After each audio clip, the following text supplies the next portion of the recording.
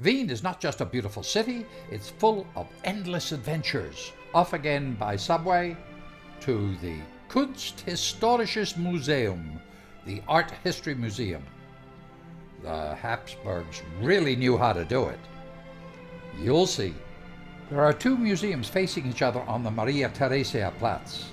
This is the Natural History Museum. In the middle is the statue of Maria Theresia by Caspar von Zumbusch, 1888. She is clutching the Pragmatic Sanction of 1713, which made it possible for a woman to succeed to the throne. There she is in all her glory, surrounded by her conquering generals. Now, coming into view, is the Kunsthistorisches Museum itself. A massive monster, solidly Habsburgian.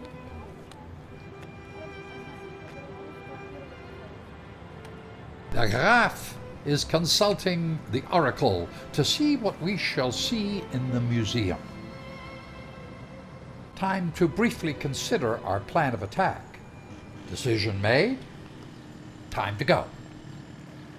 What splendor! What a grand staircase! Just take it in, and then we'll talk about the statue. This is Theseus, the mythical founder king of Athens, is seen by the sculptor Canova slaying Eurytus, the fiercest of all the centaurs. A bunch of centaurs were at the wedding of Pirithous and Hippodamia and tried to abduct her. Theseus to the rescue! I'm really getting too old to climb this many stairs, but when you see what's before you, it's really worth the climb. It's breathtakingly beautiful. This whole complex was completed in 1889 under Franz Josef Utsisi. The decor throughout is neo-Renaissance. The Renaissance style can be seen especially in this wonderful dome over the grand staircase. Now this area is used as a cafe house for tired tourists. This is another of those museums which forbids photo and video taking. It is so large and diverse that a morning's visit cannot do justice to it. To see it all, figure a week. Better still hire a guide to show you just the highlights. This way you'll avoid the overload. Today, you'll just get a glimpse of what all we saw. Titian's Cherry Madonna, 1516. There is balance and imbalance here. St. Joseph on the left and Zacharias on the right. The Christ child on the left, facing the Blessed Virgin Mary, opposed on the right by the infant St. John the Baptist. The cloth background is both the separation of the Old and New Testaments, brought together by the Blessed Virgin Mary. The imbalance to the foreground triangle of the Blessed Virgin Mary, Christ, and St. John the Baptist is Christ offering the cherries. Giuseppe Archibaldo's Fire, 1566. This relates to a series of the four seasons. This one is related to summer. The chain around his neck is the Order of the Golden Fleece and alludes to his emperor Maximilian II. Titian's Nymph and Shepherd, 1570. The near-naked and coyly enticing woman is a symbol of universal natural power. The shepherd, crowned with leaves, poses as transience. The background, stability and change, vegetation at once alive and dead. Pietro Berrettini da Cortona, The Homecoming of Hagar, 1637. Hagar, pregnant with Abram's child, left to escape the jealousy of his wife Sarah. An angel commanded her to return and face the music. Abraham seems like an intermediary between the humble Hagar and Sarah. Of note is the careful draping of the clothing a la Raphael, the perfect painter, in his famous Last Supper, to be seen in Firenze. Oraria Lori Gentileschi, Quiet Time in the Flight to Egypt, 1626. An exhausted St. Joseph falls asleep by a wall. while the Blessed Mother breastfeeds the Christ child. The painter combines Caravaggio's realism with his aesthetic of his Tuscan homeland. Caravaggio's Our Lady of the Rosary, 1606. The Blessed Virgin Mary asks St. Dominic on the left to distribute rosaries amongst the people. On the right, St. Peter Martyr points to the source of all grace, Christ.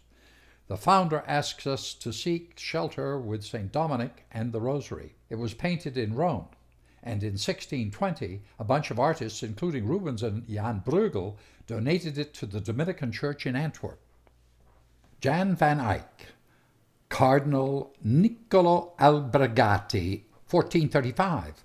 At the Peace Conference of Arras in 1435, he caught the very essence of the elderly cardinal and papal envoy. Jan, though he wasn't the first to use oils, he was one of the first to paint on wooden panels. Hans Memling, St. John's Church Triptych, 1485. On the left, St. John the Baptist. On the right, St. John the Evangelist. Old and New Testaments. In the middle, the Madonna with Christ child, and kneeling an angel and unknown benefactor. The putti and fruit laurels are an indication of early Italian Renaissance. Roger van der Weyden, Crucifixion Triptych, 1440.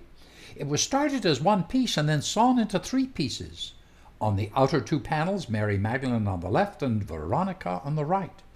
At the foot of the cross are St. John and the Holy Mother. Opposite, the husband and wife, the benefactors, unknown. The background is of an idealized Jerusalem. Jacob Jordens, The Feast of the Epiphany, 1445. The local folk custom. He who finds the bean in the cake is king of the Epiphany and selects the most beautiful woman as queen for a day. Now this is really an old-time feast. Jordens has developed his own style based on Caravaggio, Rubens, and other Dutch painters. Peter Paul Rubens, Self-Portrait, 1638. He was a classically trained humanist scholar, art collector, and diplomat, knighted by Philip IV of Spain and Charles I of England. Here he is in his later years, that most famous of Baroque painters. Tony van Dyck, The Imprisonment of Samson, 1628. Delilah cut off his hair and gave him up to the Philistines. Tony uses a composition of Rubens and then pulls a switcherino. Samson should be only resisting his arrest and Delilah wishing him gone. But look at Samson. He still yearns for the big D, and she for him. Quel dommage. Christoph Hamburger, Christoph Baumgartner, 1550. The painting was done at the time of Baumgartner of Nuremberg's ennoblement. The self-confident arms akimbo posture is reminiscent of Italian art. Hans Holbein, Jane Seymour, 1536. Hans, baby, was the court painter to that egomaniac Henry VIII. Jane was lady-in-waiting to both Catherine of Aragon and Anne Boleyn. The latter got cut off in her prime. Then Hal married her. She gave him a son and heir, Edward, then died. Who opened the cage and let her out? Albrecht Dürer, Madonna and Child, 1512. The Madonna's gently smiling face is in the Dutch tradition. Conversely, the Christ child, with its somewhat twisted body, is seen as strong and powerful, reminiscent of the Mannerist style. We're at the very end of our visit. I tried to sneak a photo or two. The quality, unfortunately, is lacking due to the lighting. Here is a Rubens-like painting of a man killing a wild boar. Coming from the late Renaissance of Raphael, the facial expressions and the draped clothing, through the twisted shapes of mannerism and the tenebrism of Caravaggio, to the much more fully developed emotional expression of the Baroque movement. Man, there is action in this painting. Even the ceiling is worth a look. In future visits, you can explore the Egyptian and Near East collection, Greek and Roman antiquities, sculpture and decorative arts, coin cabinet, and library. It's almost endless. It's over, and we need to sit, recover, and recuperate.